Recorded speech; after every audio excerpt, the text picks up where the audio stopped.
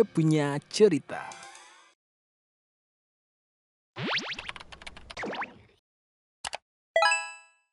Peringatan, animasi ini dibuat dengan tujuan sharing pengalaman pribadi sang pengirim cerita. Dimohon untuk menghargai cerita tanpa menyudutkan beberapa pihak. Selamat menonton. Naik motor sambil nengguk cuka. Kenalin, gue Cika. Gue anak tengah dari 3 bersaudara dan cewek semua dah. Kayak Charlie's Angels. Kakak gue namanya Cahaya, gak pakai ilahi ya. Dan adik gue Cantika. Usia kita juga gak terpaut jauh. Kakak gue kerja, gue baru lulus SMA, dan adik gue baru masuk SMA.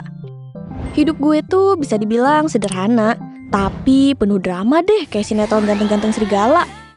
Oke, gue jelasin dulu background keluarga gue ya. Gue lahir dari keluarga sederhana. Dulu bokap cuman guru honorer biasa. Bokap gue idaman gue banget dah. Orangnya penyayang banget, humoris, gak pelit. Pokoknya rumah selalu dibikin rame sama dia. Ada aja caranya buat kita bahagia dan ketawa lepas. Bener-bener definisi keluarga cemara impian semua orang deh. Tapi semua berubah sejak satu nama muncul dan terus menghantui hidup kita. Namanya Mila. Mila bukan pocong ataupun kuntilanak, tapi sumpah, hadirnya dia di hidup kita rasanya jauh lebih menakutkan dari itu. Karena dia bukan cuma menghancurkan keluarga gue, tapi juga bikin gue, kakak, dan adik tumbuh besar dalam bayang-bayang luka batin yang gak kelar-kelar. Jadi, bokap gue diajak sahabatnya, Om Dito, buat buka kafe. Om Dito tahu kalau gaji guru itu gak seberapa. Mending buka kafe aja kayak dia, dan kebetulan kafenya ini rame.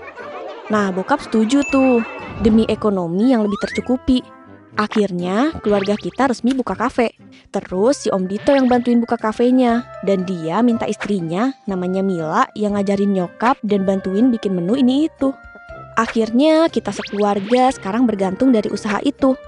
Om Dito sama bokap ini bestie abis. Dah kayak SpongeBob sama Patrick dah. Bahkan saking bestinya, banyak yang bilang muka mereka mirip. Orang lain nyangkanya mereka saudaraan. Selang setahunan, kafe kita bisa dibilang lumayan rame. Akhirnya kita bisa kebeli mobil, rumah, sama mainan-mainan yang mahal. Selang kebahagiaan itu, nyokap hamil adik gue, si Cantika. Sejak itu, bokap gak kayak dulu lagi. Dia berubah, jadi jarang di rumah, malam pergi terus. Kalau ngumpul, jadi fokus ke HP, jarang bercanda sama anak-anaknya. Di situ, nyokap punya insting Roy Kimochi. Nyokap mulai ngecek HP bokap pas tidur, dalam kondisi HP-nya nyala dan gak kelok.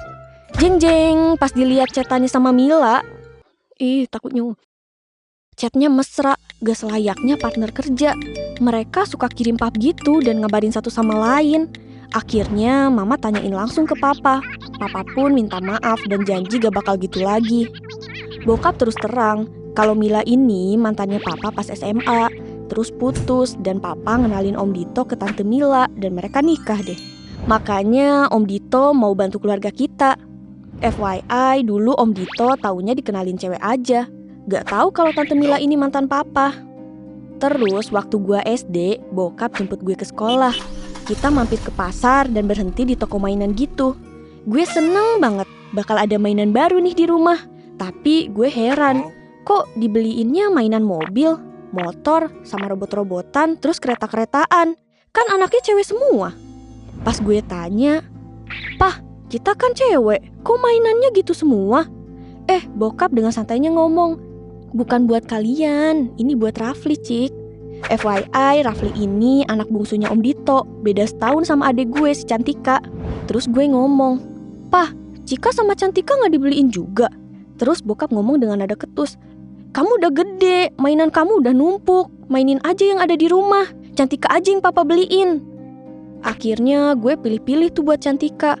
Ternyata yang dibayar di kasir cuma boneka kecil. Sedangkan Rafli abrek-abrek, mana bagus semua. Di situ gue nyesek banget, mau nangis rasanya. Sebelum sampai rumah, gue sama papa melipir dulu ke rumah Om Dito buat ngasih mainannya. Pada saat itu Om Dito gak ada di rumah, cuman ada Rafli dan Tante Mila. Walaupun saat itu gue masih SD, lupa juga sih udah kelas berapa. Dan di situ gue udah ngerti suka-sukaan sama beda jenis. Gue ngeliat nih, muka papa kalau ngeliat Tante Mila kayak kesengsem. Kayak ABG baru jadian anjir. Pas itu, papa elus-elus kepalanya Rafli dan dia bilang, Rafli suka nak sama mainannya. Kok kayak ke anak sendiri ya perilakunya? Terus papa ngomong ke gue, Cik, kamu mau punya mama baru gak? Orgil ya nih orang ya? Gue yang lagi duduk sambil ngunyah ciki, keselak dong. Lihat kejadian ini, gue kayak ngerasa ada yang aneh antara papa sama tante Mila. Tapi gue gak berani ngomong ke mama, karena gue takut mereka ribut. Ternyata papa juga ngomong hal yang sama ke kakak. Kata Kak Cahaya, papa pernah nanya gini, Kak, kamu mau gak punya mama baru? Yang rambutnya panjang lurus kayak gini. Kita pun sepakat buat cerita sama mama. Mama pas denger itu semua sedih dan marah. Tapi dia cuma bisa mendem karena mikirnya anak-anak masih kecil. Pas gue masuk SMP, papa berulah lagi. Papa izin mudik ke kampung, katanya ada keluarganya yang sakit. Dan dia perginya sendiri.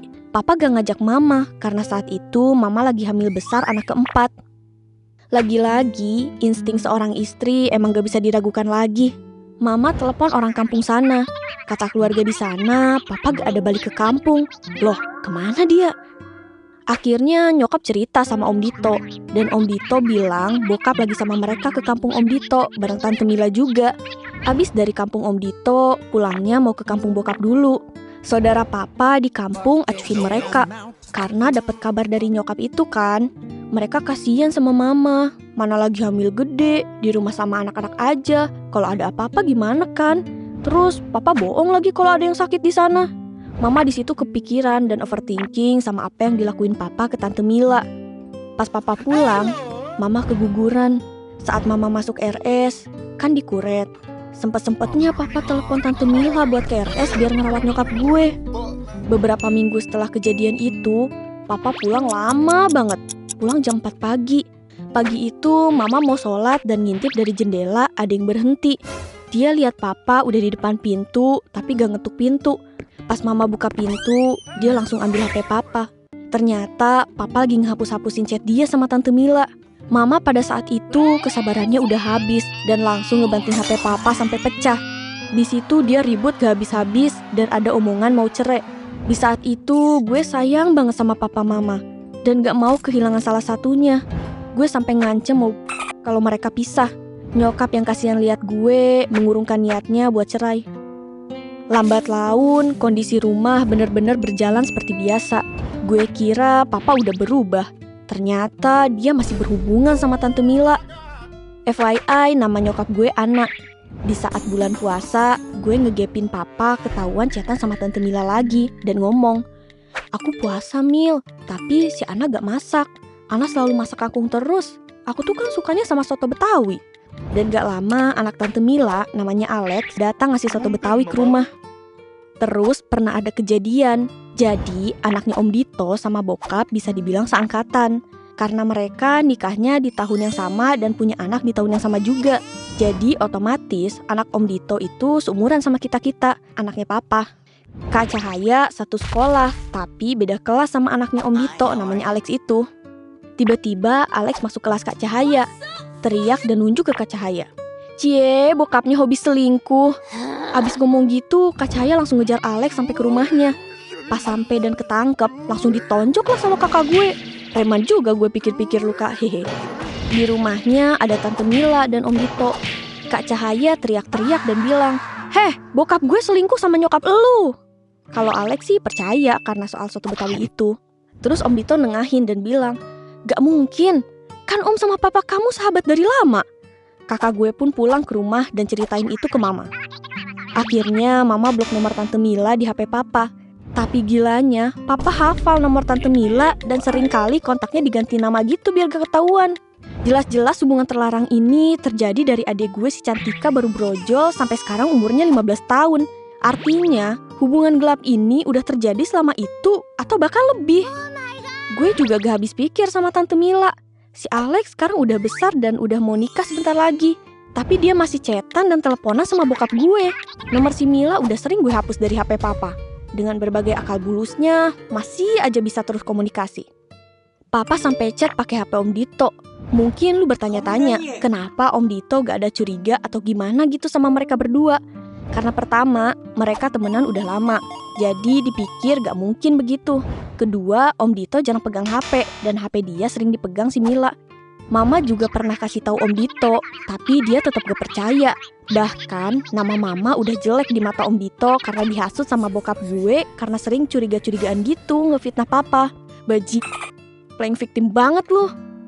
Gue kasihan lihat Om Dito, dia baik banget. Kenapa gak tukeran aja ya? Gue kasihan lihat Om Dito, dia baik banget, pekerja keras tapi digituin sama bininya.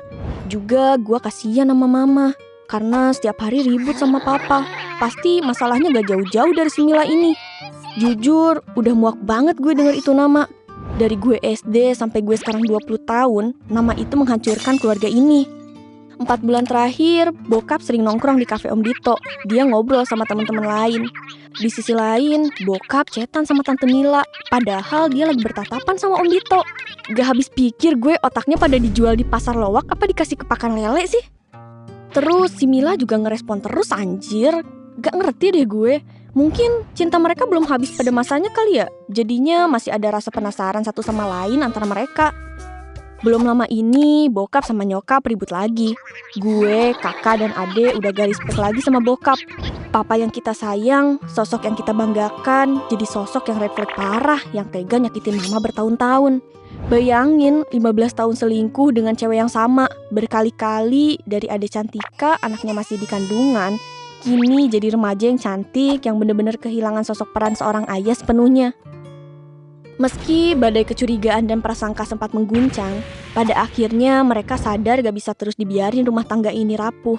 Dengan saling menurunkan egonya masing-masing, mereka belajar membuka komunikasi, saling mendengarkan dan memaafkan. Retaknya memang pernah ada, mereka juga gak lagi sama. Tapi justru dari pecahan itulah mereka menemukan alasan untuk bertahan. Hal yang menakutkan bagi setiap anak adalah kehancuran. Perpisahan antara kedua orang tuanya yang tega ninggalin keluarga demi nafsu dan cinta lama. Dan itu bisa jadi trauma seumur hidup. Pada hakikatnya, setia itu hanya bisa dilakukan oleh orang yang mampu menghargai dan bersyukur apa yang udah dimiliki dan bersedia menjaga komitmen hingga nafas terakhir. Gue sadar kita emang gak boleh berharap sama umatnya. Namanya kesempurnaan milik Allah dan manusia bisa berubah hatinya. Doakan keluarga baik-baik terus seperti sedia kala ya guys. Amin. Sampai di sini akhir cerita gue. Semoga kalian gak ngalamin kepedihan kisah kayak gini ya. Sampai jumpa di video gue punya cerita selanjutnya ya. Bye-bye. Om Dito.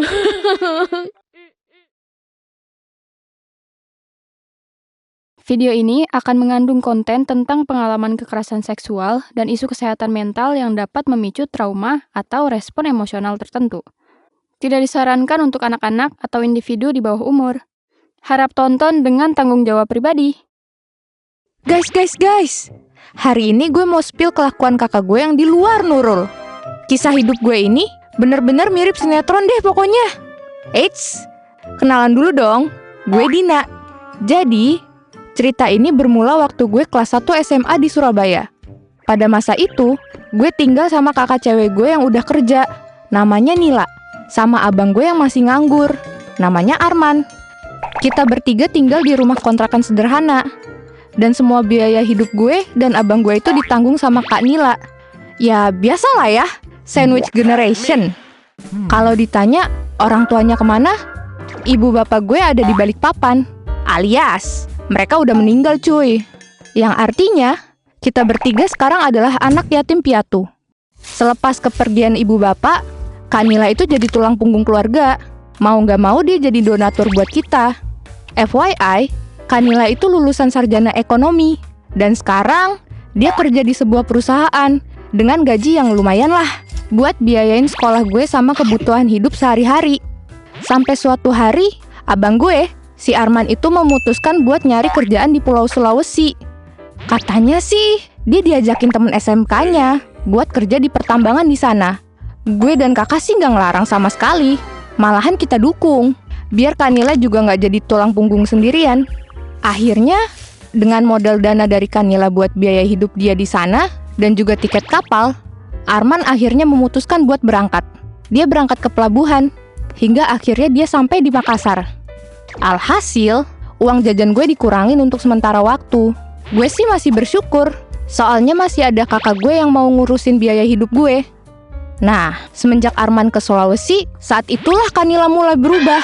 Pernah suatu hari, gue ajak 2 temen cewek gue ke rumah. Ceritanya, waktu itu gue mau ngerjain tugas video bareng. Tiba-tiba, tanpa gue minta, Kanila ini nawarin diri. Katanya mau bantu gue dan teman-teman gue buat ngerjain tugas videonya. Kayak, tumben amat bejir. Biasanya juga bodo amat dia mah sama beginian. Buat gue itu aneh woy. Soalnya, walaupun saudaraan, gue sama dia super canggung. Dan bisa dibilang, gue gak sefrekuensi sama dia. Tapi, semenjak Arman merantau, rumah tuh seakan hening. Karena gue dan Kanila jarang banget komunikasi. Ya paling kita cuma ngobrol kalau ada hal yang bener-bener mau diomongin aja. Mode biasa sih kita. Statue, setelan cuek, aduhai. Oke, balik ke topik. Waktu itu gue lagi istirahat sama temen-temen gue di ruang tamu. Kanila dengan inisiatifnya yang tinggi, datanglah dia sembari bawa nampan yang isinya teh sama wafer. Ya gue pikir waktu itu mah kayak wajar lah ya. Namanya juga lagi ada tamu.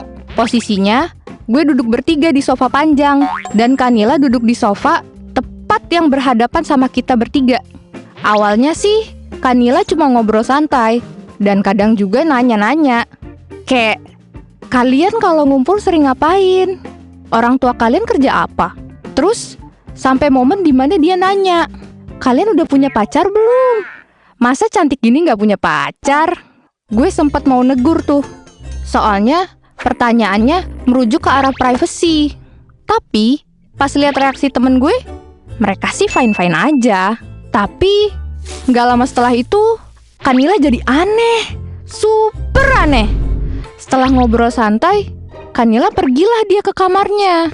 Sementara gue dan teman-teman gue pun mulai fokus ngerjain tugas. Soalnya deadline tugas udah mepet banget, guys. Gue sama teman-teman gue pindah duduk di lantai.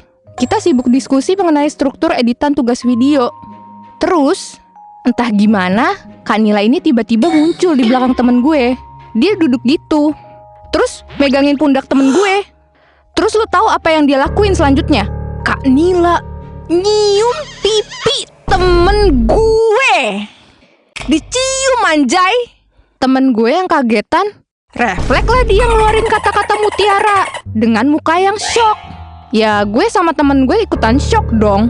Terus karena reaksi kita yang heboh itu, Kanila akhirnya pergi dari ruang tamu gitu aja. Setelah kejadian itu, temen-temen gue ngusulin kalau ngerjain tugas di kafe aja lah ya. Mungkin agak traumatis sama perilakunya Kak Nila yang tiba-tiba nyium orang. Gue pernah nanyain sikap Kak Nila yang kayak gitu. Gue minta dia klarifikasi. Tapi sayangnya, dia nyuekin gue dan bahkan gak nanggepin gue sama sekali. Singkat cerita, waktu gue ngerjain tugas di kafe, temen gue yang pernah dicium Kak Nila, mukanya asem mulu. Gue jadi kepikiran, jangan-jangan gara-gara muka gue mirip Kak Nila yang pernah bikin dia trauma. Apa karena gue bau ketek ya? Daripada puyeng, akhirnya gue tanyalah dia punya masalah apa. Awalnya dia ragu mau ngomong, katanya gak enak sama gue. Tapi setelah gue paksa, akhirnya dia cerita. Ternyata setelah kejadian itu, Kanila entah gimana caranya bisa dapat akun Instagramnya dia. Temen gue ini di spam chat lah, di spam telepon lah. Padahal temen gue udah blokir berkali-kali. Tapi Kanila ini selalu aja bikin akun-akun baru. Sumpah aneh banget kan? Kayak stalker aneh gitu kan? Gue sebagai adeknya yang denger cerita ini juga gak nyangka loh. Gue jadi mulai ilfil juga ke kakak gue sendiri. Singkat cerita, setelah tugas selesai, gue dan teman-teman gue jadi canggung. Mungkin mereka merasa gak nyaman sama gue. Pelan-pelan, kita jadi jarang ngobrol. Terus, jadi asing. Gue jadi sedih. Gue nangis kejer di kamar dan bertanya-tanya salah gue apa ya, sampai harus ngadepin kejadian kayak gini. Beberapa bulan kemudian, gue dan Kanila dapat info dari Arman. Aduh, yang ini juga lebih gila lagi nih guys. Capek banget gue sejujurnya. Abang gue, si Arman ini, ngehamilin anak orang. Ngehamilin. Udah gitu ceweknya ini seumuran gue lagi. Gue shock banget dong. Tapi anehnya Kak Nila ini malah biasa aja responnya. Justru dia nyuruh Arman balik ke Surabaya. Sekaligus bawa ceweknya juga biar bisa dikenalin sama gue dan Kak Nila. Singkat cerita, akhirnya Arman dan ceweknya terpaksa nikah di KUA. Dan semua biaya ditanggung sama Kak Nila. Setelah itu, Arman dan ceweknya Santi tinggal di rumah kita. Gak lama kemudian, Arman balik ngerantau lagi ke tempat semula. Gue bagi kamar sama Santi. Pisah kasur juga kok. So far, Santi ini orangnya asik diajak ngobrol. Topik pembicaranya juga gak habis-habis. Kadang, dia cerita soal masa-masa serunya pas sekolah. Sayangnya, dia putus sekolah sejak kelas 2 SMP. Karena orang tuanya gak sanggup biayain uang sekolahnya. Santi juga cerita gimana awalnya dia ketemu sama abang gue. Santi ini kebetulan karyawan toko kelontong di daerah tempat pertambangan abang gue kerja. Jadinya, dia secara terus-terusan ketemu sama abang gue. Saking seringnya ketemu dan dirasa cocok, mereka malah memperdalam rasa kasih sayangnya hingga bercocok tanam. Jangan ditiru ya guys ya. Haram. Keberadaan Santi akhirnya bisa ngurangin keheningan suasana di rumah. Seringkali tiap mau tidur, Santi tuh suka curhat tentang kagumnya dia sama Kak Nila. Kayak seorang Kak Nila. Santi curhat. Katanya Kak Nila tuh orangnya perhatian, suka traktir jajan diem-diem ke dia buat menuhin ngidamnya. Terus Santi juga cerita gimana kagumnya dia sama kakak gue yang independent woman itu. Ya emang sih, Kak Nila tuh emang mandiri, pinter, dan jago ngatur keuangan. Tapi semenjak kejadian beberapa waktu lalu, gue saranin ke Santi buat jaga-jaga sama Kak Nila. Santi bingung dong dan nanyain, emangnya ada yang salah kah sama Kak Nila? Tapi gue gak pernah jelasin alasannya. Sampai suatu malam, di pukul 1 dini hari, gue kebangun sama suara aneh. Gue denger suara rintihan orang kesakitan gitu. Dan ini suara perempuan. Gue lihat Santi udah gak ada di kamar. Dengan sigap, gue ambil ponsel dan keluar kamar. Takut Santi kenapa-napa. Atau khawatir jangan-jangan ada rampok di rumah gue. Gue nyiapin ponsel buat nelpon polisi. Kalau misalnya gue lihat ada maling atau orang jahat di sini. Gue pelan-pelan jalan menuju ke arah sumber suara. Yang ternyata ada di kamarnya Kak Nila. Gue semakin mikir yang enggak-enggak. Jangan sampai Kak Nila diapa-apain dong sama orang. Gue ambil sebuah pajangan di atas lemari dekat pintu kamar Kak Nila. Jaga-jaga buat pukul orang jahat itu. Gue nguping sebentar. Sampai tiba-tiba suara rintihan itu lenyap. Karena gue khawatir bukan main, akhirnya gue dobrak lah tuh pintu. Brak! Bener aja, ada Santi dan Kak Nila. Dan anehnya lagi, mereka berdua kelihatannya habis melakukan sesuatu yang gak bener. Mereka berdua shock banget liat gue. Gue juga shock liat mereka. Kita jadi kayak, loh, heh. Dengan gagap, gue bertanya, kalian habis ngapain? Tiba-tiba air mata gue jatuh gitu aja. Rasa kecewa mulai menumpuk di hati gue. Waktu itu gue masih SMA, tapi gue tahu banget yang mereka lakukan itu adalah hal yang gak bener.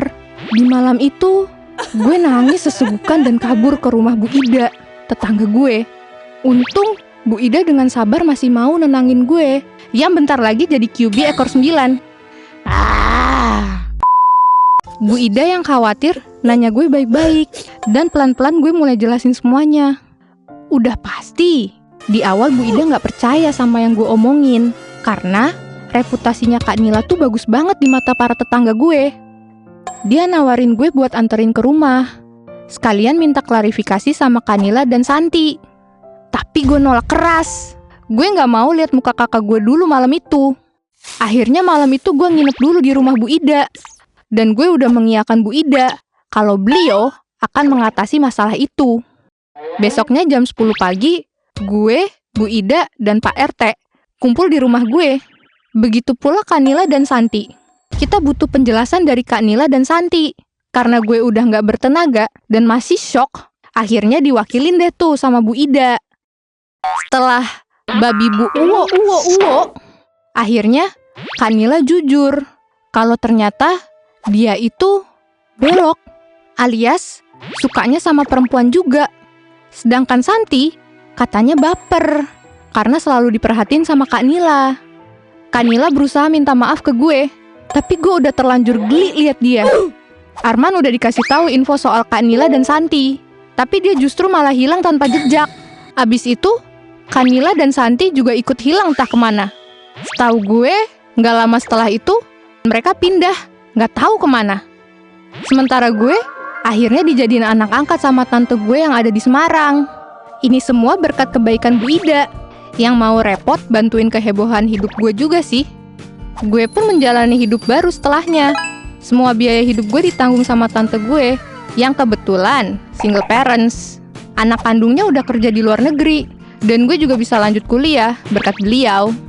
Beliau juga negesin ke gue untuk nggak usah lagi ngelakuin segala jenis koneksi sama Kak Nila, Arman, ataupun Santi. Buat beliau, mereka tuh udah berhasil jelek-jelekin nama keluarga. Apalagi pas berita Kak Nila dan Santi sempat viral di media lokal Surabaya. Sampai-sampai tante gue minta media itu supaya beritanya di take down dengan kasih uang kompensasi yang cukup besar. Dan bulan kemarin, gue akhirnya udah selesai kuliah, guys. Dilihat-lihat perjalanan cerita hidup gue ada-ada aja deh. Semoga dari perjalanan hidup gue ini, kalian bisa ambil hikmahnya ya. Menurut kalian gimana? Tulis di kolom komentar ya. Sampai ketemu di cerita GPC berikutnya. Bye! Hai, welcome to my guys. Selamat datang kembali Sobat Penat GPC. Salam kenal, gue Weni. Kali ini, gue mau sharing cerita asmara gue yang plot twist abis. Pokoknya, kalau dipikir-pikir mah kayak anjir lah, bisa-bisanya gue diginiin. FYI dulu sedikit, saat ini usia gue 27 tahun. Dan cerita ini baru banget kejadian sama gue tahun lalu.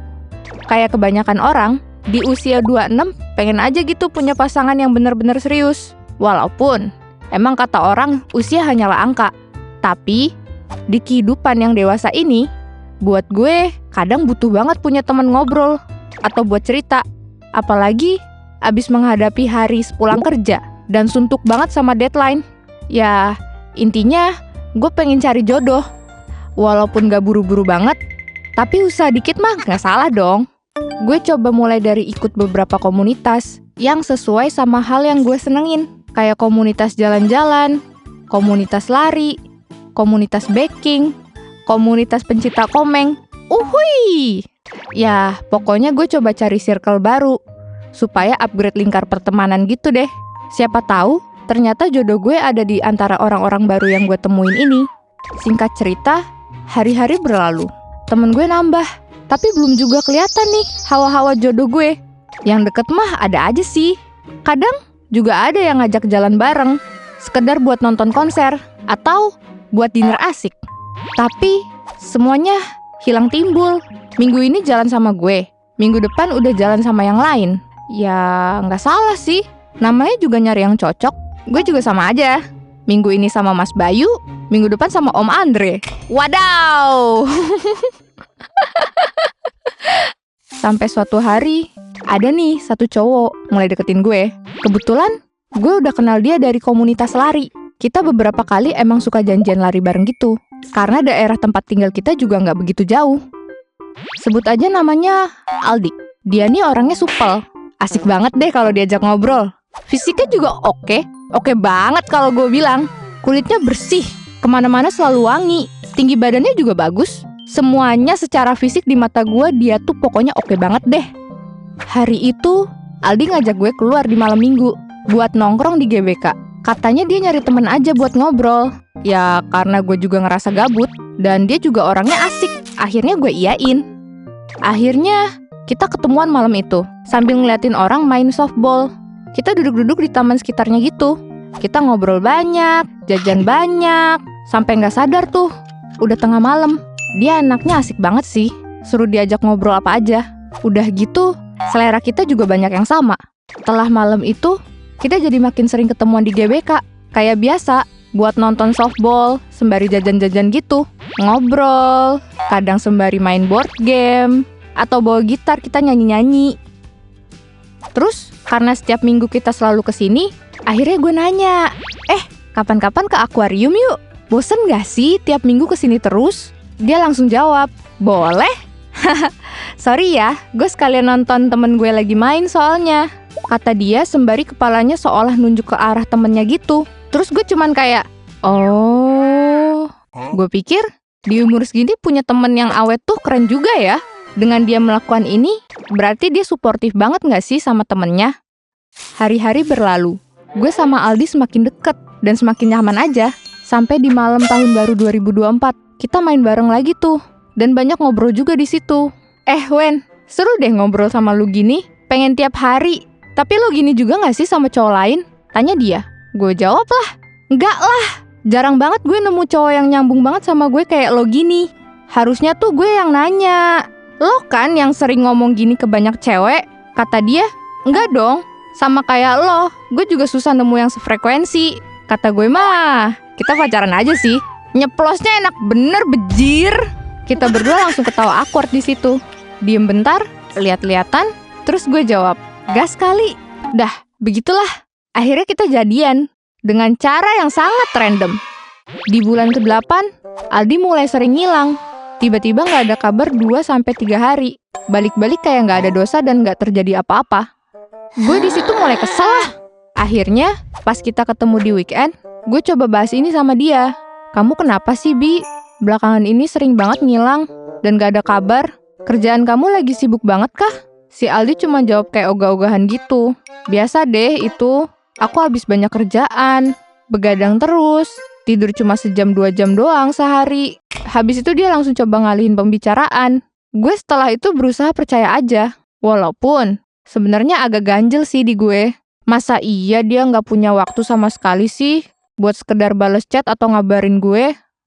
Selang beberapa hari, ada kejadian membagongkan lagi nih. Ceritanya waktu itu, gue lagi ada acara kantor, pergi ke Bandung, dan nginep di salah satu hotel di sana. Nah, tiap malam tuh gue biasanya keluar dulu kan sama temen-temen gue buat cari makan di luar dan nongkrong dulu.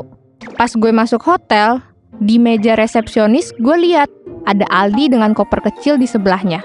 Gue diem bentar kan, buat mastiin kalau itu beneran Aldi. Dan gue coba telepon ke WA, karena belakangan ini dia lagi ngilang lagi nih. Semua chat gue nggak ada yang dibales. Pas gue telepon, dia sempet ngeluarin HP-nya gitu.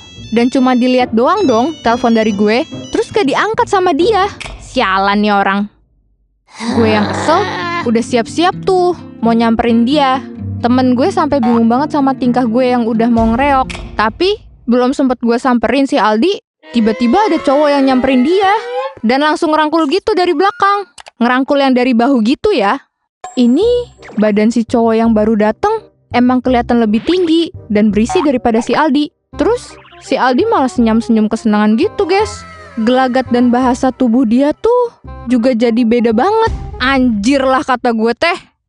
Mereka habis itu jalan ke kamar. Ini kebetulan banget juga. Jalannya searah banget sama kamar gue. Akhirnya gue sama temen gue ngikutin dia dari belakang dengan jarak yang lumayan jauh, biar nggak kelihatan banget kalau lagi ngikutin. Perasaan gue udah campur aduk banget nih. Pikiran juga udah kemana-mana. Masa iya sih dia begitu? Perasaan waktu sama gue dia bener-bener aja deh. Selama di belakang mereka, gue lihat sendiri si Aldi sama cowok ini tuh kayak pasangan anjir. Aldinya kayak lagi cerita gitu ke cowok ini. Kayaknya dia lagi bete, terus sama si cowok ini dipuk-puk kepalanya dan dielus pundaknya. Seolah bilang, nggak apa-apa, sabar ya sayang. Atau ini cuma imajinasi gue aja sih? Udah gila pikir gue. Gak lama, mereka sampai di depan kamar dan mau masuk ke dalam. Nah, di saat itulah gue beraksi. Gue langsung samperin dia di depan pintu dan gue langsung panggil dia. Aldi, kayak pura-pura shock gitu gue. Padahal mah, shocknya udah dari tadi. Dia langsung nengok dan mukanya langsung panik gitu. Weni, kamu ngapain di sini? Cekcok lah gue saat itu. Kurang lebih dramanya kayak gini. Kamu yang ngapain di sini? Kamu kemana aja? Aku chat nggak ada yang dibales. Aku telepon nggak diangkat. Terus sekarang kamu malah lagi ngamar sama ini cowok. Ya, kerjaan aku kemarin lagi banyak banget, Wen. Ini baru sempet keluar bareng temen aku. Ya kalau gitu, kenapa tadi pas aku telepon kamu nggak angkat? Atau jangan-jangan kamu? Gue curiga banget tuh. Gue curiga sebenarnya dia ini doyan cowok. Itu ya aku lagi mumet aja. Soalnya kamu berisik banget dari kemarin. Emang cowok tuh suka ngeselin ya. Padahal yang bikin gue tantrum dan berisik dia sendiri. Siapa suruh ngilang tanpa kabar kan? Gue bales. Jadi selama ini kamu ngilang tuh lagi ngamar sama dia. Gue tunjuk si cowok yang ada di belakangnya. Aldi masih diem. Tapi gak lama kemudian dia bilang, iya Wen, gue juga suka sama cowok. Jeder anjing. Selama ini gue pacaran sama... Dalah, gue gak bisa berkata-kata lagi. Setelah kalimat itu, semua diem. Gue shock, cowoknya Aldi shock, temen gue juga shock. Ini gue rasa setan juga ikutan shock deh. Setelah itu, gue langsung pergi ninggalin mereka. Gue udah gak tahu harus ngomong apa lagi. Gue blok semua sosmed dan jalur komunikasi ke Aldi. Gue bersihin semua foto kita di galeri. Gue hapus chatnya. Pokoknya semua jejak-jejak tentang dia gue hapus semuanya. Bisa-bisanya gue kalah sama... adalah pening sendiri gue ngebayanginnya. Gara-gara kejadian ini, gue makin trust issue sama laki-laki yang gue temuin secara random. Dan belum jelas pula asal-usulnya. Akhirnya, gue lebih milih buat damai dulu sama diri sendiri. Gue mau sembuh dulu dan fokus sama hobi baru gue sekarang, yaitu freediving. Alhamdulillah, gue yang disibukkan dengan kerjaan, cita-cita, dan latihan freedive, jadinya bisa ngembaliin energi positif lagi ke diri gue. Walaupun di hubungan yang sebelumnya gue sempet gagal, dengan plot twist gak jelas, gue masih punya harapan baik buat hubungan gue di masa depan. Lagian, gue juga masih punya cukup waktu buat bener-bener cari pasangan lagi yang cocok dan gak zonk kayak si Aldi itu. Lebih baik kita telat menikah, tapi dengan orang yang tepat, di waktu yang tepat, ketimbang buru-buru tapi salah orang. Gak apa-apa guys, kita enjoy dulu aja sama hidup. Dah, sekian cerita dari gue. Sampai ketemu di cerita berikutnya yang mungkin bakal lebih seru. Bye!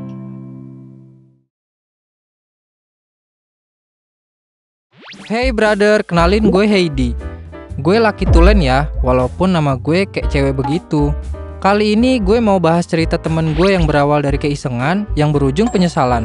Kita pasti kan sering ada konflik sama pasangan dan berusaha lari dari masalah itu. Entah ngelakuin hobi yang seru atau lebih menantang. Tapi ini agak lain sih. Hobi menantangnya selingkuh cuy. Gue gak lagi cerita sinetron. Ini kisah nyata. Kisah teman kerja gue yang terngiang di kepala gue. Kalau ingat cerita ini tuh kayak borok belum kering, tapi udah dikasih cuka. Yes, pedih banget cuy. Mungkin para pelaku selingkuh awalnya mikir, kalau gak ketahuan mah gak apa-apa. Atau, gue cuma butuh pelarian bentar kok, ntar juga balik. Tapi, pernah gak sih lu mikir kalau pelarian itu bikin lu kehilangan orang satu-satunya yang selama ini bertahan, meski lu lukai berkali-kali? Gue pernah kerja bareng orang ini yang sampai sekarang namanya masih gue inget. Bukan karena hebatnya, tapi betapa rapuhnya dia saat udah kehilangan segalanya. Namanya Alex. Pria charming dan juga manajer yang bisa banget bikin orang nyaman. Tapi satu kelemahannya adalah dia gampang banget tergoda sama yang baru. Dan entah kenapa, dia sering banget cerita ke gue hal-hal pribadinya, termasuk hal-hal yang bahkan orang dekatnya mungkin gak tahu.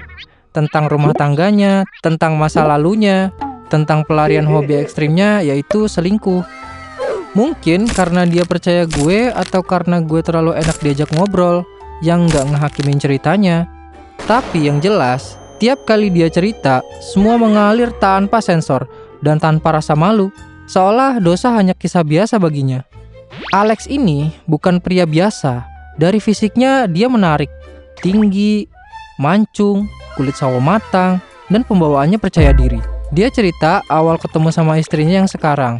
Namanya Luna. Alex kenal dari Facebook. Dari awal lihat foto profilnya, Alex ngerasa Luna tuh beda dari cewek-cewek yang lain. Gak lama kenal dan belum ada hubungan apa-apa, Luna jenguk ibunya Alex tanpa diminta, bawain makanan, terus nemuin ibu Alex di kampung, yang padahal Alex lagi ada di perantauan.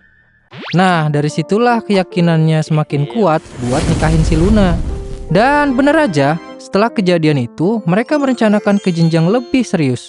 Bahkan ketika mereka nggak punya cukup uang buat nikah, Luna ikut nyari dan ikut nabung, sama-sama berjuang.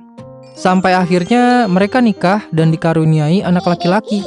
Rumah tangga mereka tampak bahagia, semuanya serba kecukupan. Selang 3 tahun usia pernikahannya berjalan tanpa ada konflik apa-apa, tiba-tiba ada cobaan datang di saat dia lengah. Pas Alex dipindahin ke cabang baru, yang awalnya di Jakarta jadi ke Bekasi, dia kenal seorang cewek, sebut aja Meli. Awalnya cuman saling sapa, minta nomor telepon, jadi curhat-curhatan. Dan lama-kelamaan makin deket. Dan dari situlah semuanya mulai tumbuh.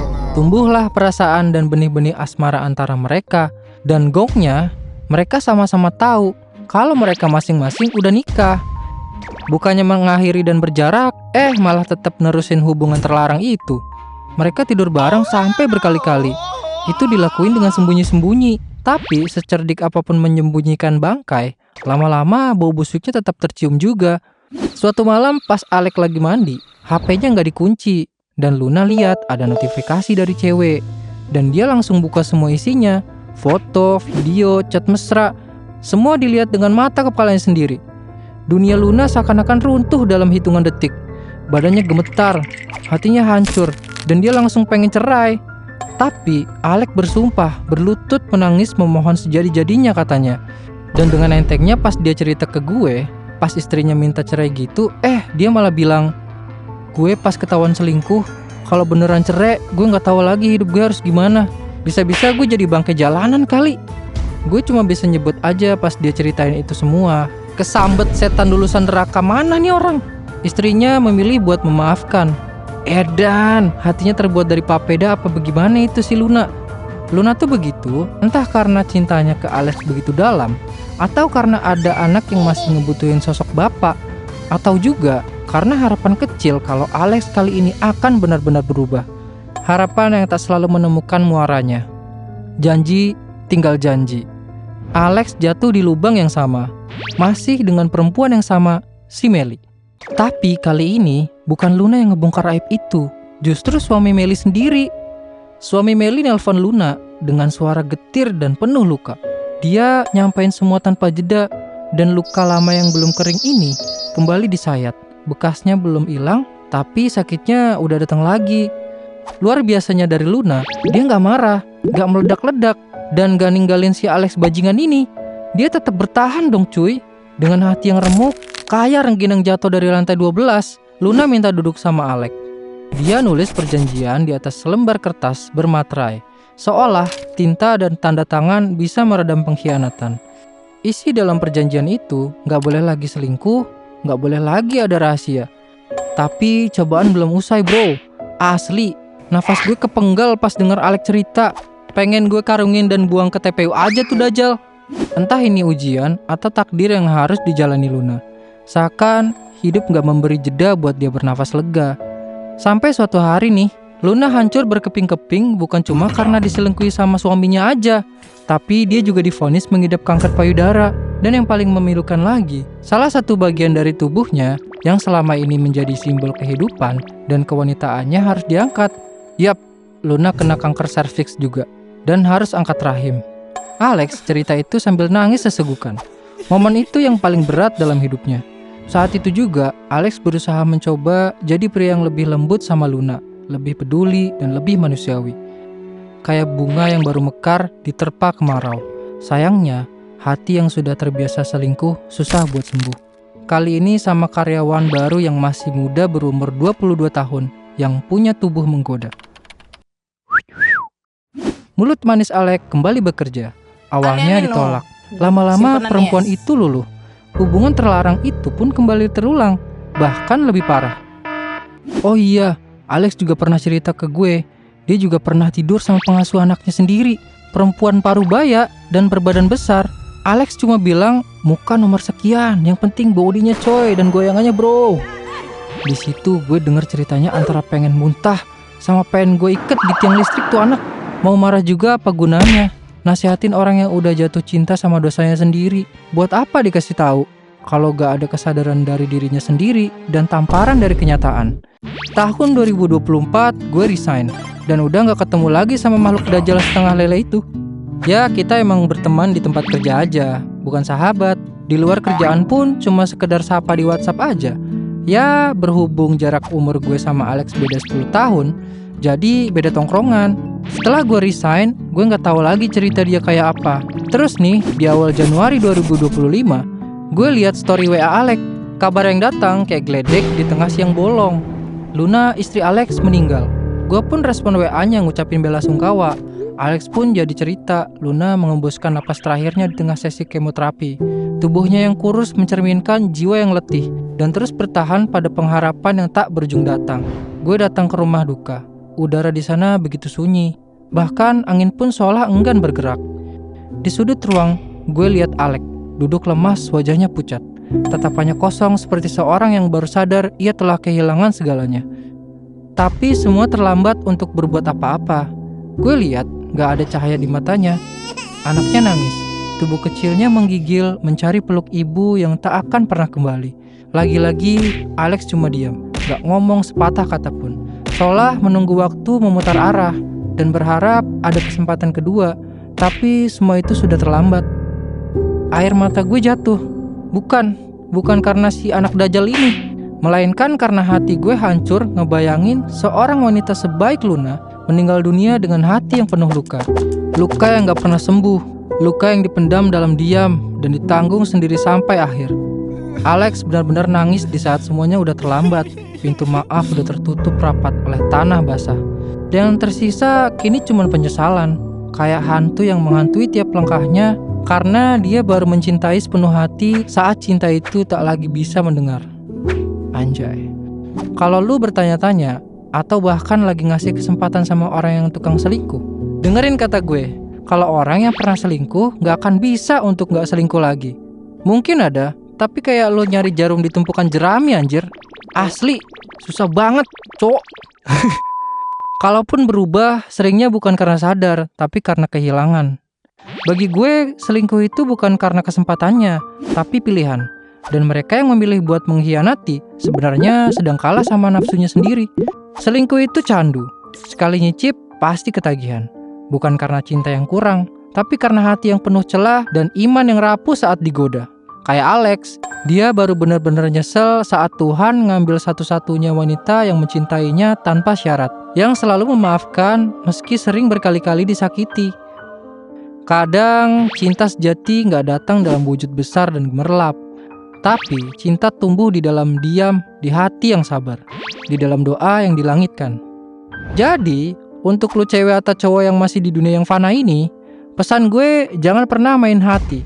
Karena pengkhianatan datang lebih dulu daripada penyesalan yang gak bisa ditebus dengan apapun. Jadi sebelum bertindak, mikir dulu. Kalau kejadiannya dibalik, lu ikhlas gak disakitin gitu? Dari kisah ini, banyak pelajaran berharga yang bisa dipetik. Jangan coba-coba diterapkan kalau lu gak mau kebakaran saat lu bermain api. Sekian dari cerita gue, sampai jumpa di video GPC selanjutnya ya. See you!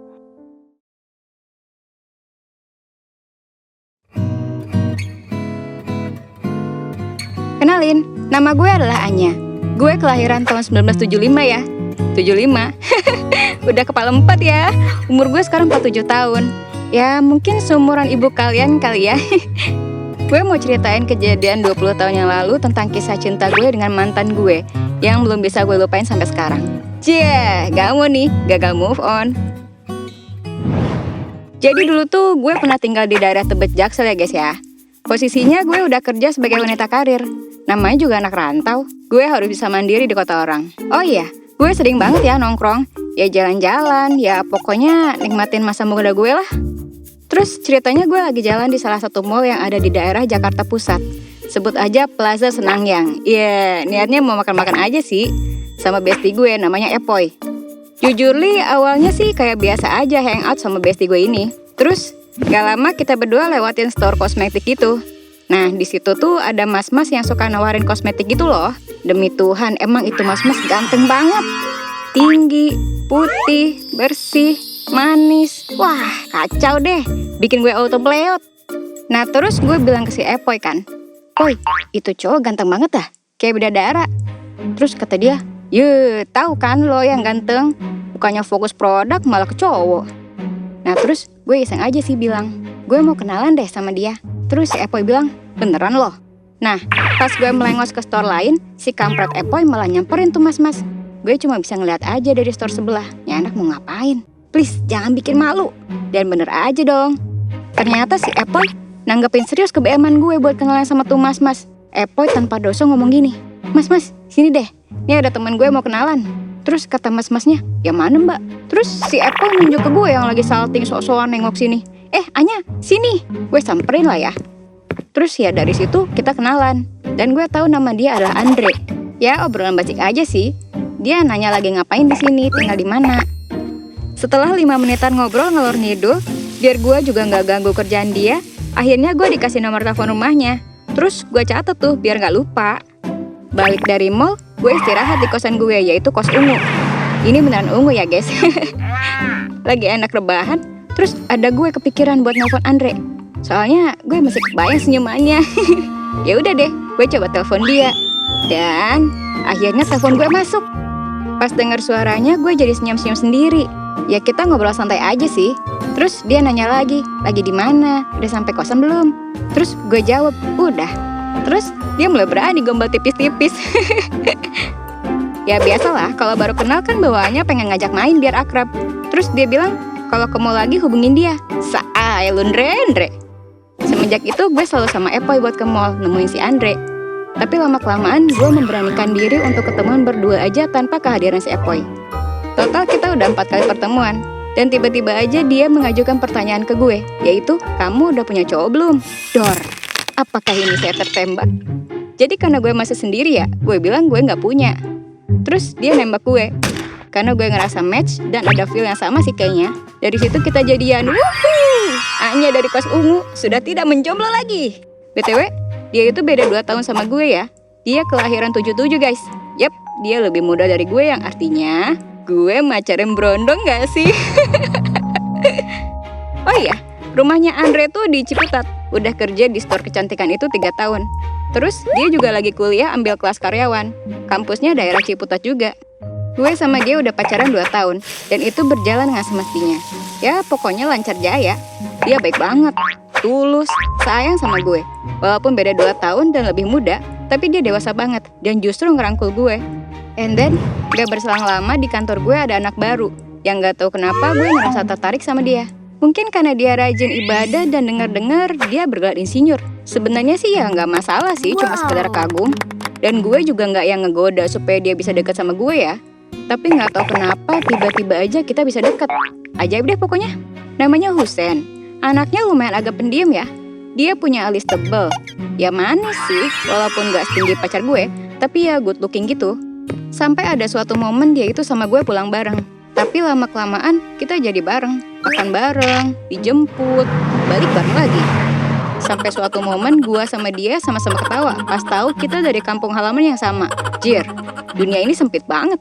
Sempat pernah Andre itu nungguin gue di kosan. Sementara gue lagi jalan sama si Husen. Duh guys, gue gak tahu gue kenapa. Tapi ini terjadi begitu aja. Please, jangan judge gue ya. Ini cuma kisah masa lalu. Lama-kelamaan dia curiga karena tahu kayaknya gue sering banget bareng sama Husen. Akhirnya si Andre marah dan ngomong kayak, kamu tuh aku liatin sering banget ya bareng sama temen baru kamu yang pendek itu. Udah mana banyak banget alasan kalau mau dijemput. Terus aku kalau lagi main ke kosan, kamunya belum pulang. Gue baru pertama kali lihat Andres marah itu. Jadi emang dia sering nungguin gue di kosan. Kadang teman kos-kosan gue pada nge-SMS, Nya, lu di mana? Nih cowok lu ngedokam depan pintu kos. Tekan-tekan gini lu anggurin. Nyelekit sih. Gue berasa jadi cewek yang jahat ke dia. Jujur gue mulai ngerasa bersalah dan gak tega kalau Andre terus-terusan gue giniin. Berhubung gue lebih sering sama Husen, secara gelar udah jelas insinyur. Lebih mapan, lebih siap. Apalagi keluarga gue di rumah nanyain gue kapan nikah mulu. Meskipun jujur, gue masih bingung harus milih yang mana. Husen apa Andre? Akhirnya gue minta Andre untuk break dulu. Meskipun dia gak suka sama keputusan gue ini. Sampai akhirnya gue ngajak Husen ke Banjarmasin nemenin gue yang hadirin ponakan gue yang mau nikah. Ya hitung-hitung mudik bareng lah. Tapi pas mau pulkam ada aja hal yang bikin gue tercengang. Tiba-tiba Husen ngajak nikah juga pada saat itu. Gue kan jadi makin galau ya sama hubungan ini. Singkat cerita, dengan penuh pertimbangan yang serba mepet dan dorongan ortu, gue sama Husen melangsungkan pernikahan. Dan dengan tidak sadarnya, gue melakukan itu dalam keadaan gue masih punya cowok di Jakarta. Tapi lagi break sih, jadi gue salah gak sih? Bingung. FYI, yang Andre tahu saat itu sih gue pulang ke Banjarmasin cuma buat liburan aja. Kangen-kangenan lah sama keluarga. Padahal aslinya nggak gitu. Gue di Banjarmasin cuma 2 minggu. Abis itu gue balik Jakarta dan udah pindah kosan sama suami gue sekarang. Yap, suami gue, si Husen. Gue pindah kosan lain masih daerah Tebet. Dan tanpa sepengetahuan si Andre. Jadi Andre mikir gue masih di Banjarmasin dan belum balik ke Jakarta. Gak lama nikah, alhamdulillah ternyata gue hamil. Andre selalu nanya kapan gue balik Jakarta, kapan kita bisa ketemuan. Dan gue selalu cari alasan supaya gak ketemu dia. Karena sering teleponan juga mungkin Husen risih ya, karena sekarang gue istrinya. Suami gue bilang, udah ajakin aja ketemu, bilang kamu sudah nikah sama saya. Nah, kandungan gue udah jalan 5 bulan. Dan gue memutuskan untuk ketemu sama Andre di Plaza Senayan. Gue ajak untuk lunch. Jujur aja awalnya gue ragu buat nemuin Andre. Soalnya mau ditaruh di mana muka gue? Gue nggak tega kalau dia tahu gue udah nikah. Pasti Andre bakal ngedown. Tapi berkat dukungan suami gue, akhirnya gue mantep buat nemuin Andre. Hari H gue datang ke kantornya dia, dan suami gue nunggu di Starbucks. Jujur gue masih nggak tega buat telling the truth. Apakah ini akan nyakitin dia? Ah, udahlah. Saat itu gue cuma bisa cengar-cengir aja. Dan pas gue baru datang, dia udah senang sumringah banget. Karena udah lama gak ketemu gue. Tapi gak berselang lama dia ngeliatin gue dari atas sampai bawah. Tatapannya kayak keheranan gitu sambil ngomong, kamu sekarang cabi ya? Bikin pangling deh, gemesin, hehehe. Aduh, ternyata dia notice badan gue.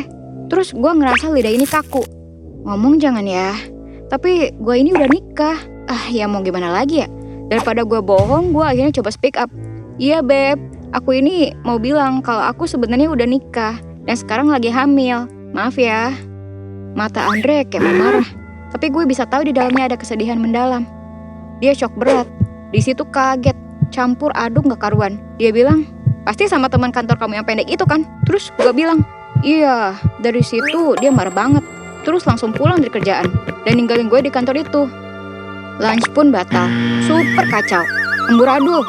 Gue nggak tahu harus gimana. Semuanya berkecamuk di pikiran gue. Mana gue lagi hamil pula. Pulang dari Plaza Senayan, gue benar-benar ngerasa bersalah dan udah bikin anak orang sakit hati. Di sisi lain, gue juga udah lumayan lega karena udah telling the truth. Gak lama ada telepon masuk. Pas gue angkat, itu mamanya dia marah-marah ke gue bilang, halo, Anya ya? Ini Andre, kenapa pulang-pulang kok ngadu? Katanya kamu udah nikah ya? Kenapa kok tega banget sih sama anak saya? Jahat banget kamu. Gak lama, gue mau jelasin, teleponnya malah ditutup. Kadang kalau ditanya kenapa gue nikah sama orang yang baru kenal, umur gue udah 28 tahun. Gue benar-benar mau cari orang yang serius dan ada kepastian. Apalagi nyokap yang selalu nanya, kapan nikah? Karena gue adalah anak pertama, dan dia juga mau cucu dari anaknya.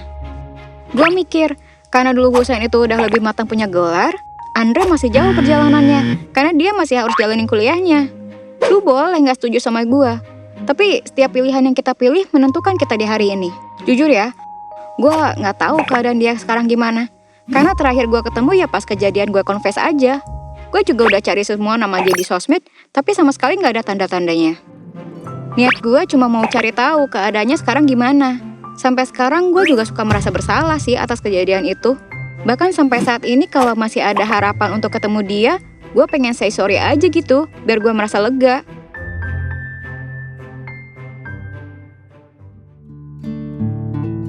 Well, semua udah ada jalannya ya. Alhamdulillah, gue udah punya 2 anak. 1 cewek dan 1 cowok. Dan masih sama Husen sampai sekarang. Walaupun kenyataannya gak seperti yang dulu gue bayangin, tapi gue bersyukur sama kehidupan gue ini. Pesan dari gue adalah hidup itu pilihan kalian. Jalani, syukuri, dan kita juga harus mikir matang-matang ke depannya kalau mau melakukan sesuatu. Andre, dimanapun lu berada, lu adalah bagian dari perjalanan hidup gue. Makasih, dan maaf untuk semuanya. Sampai jumpa semuanya.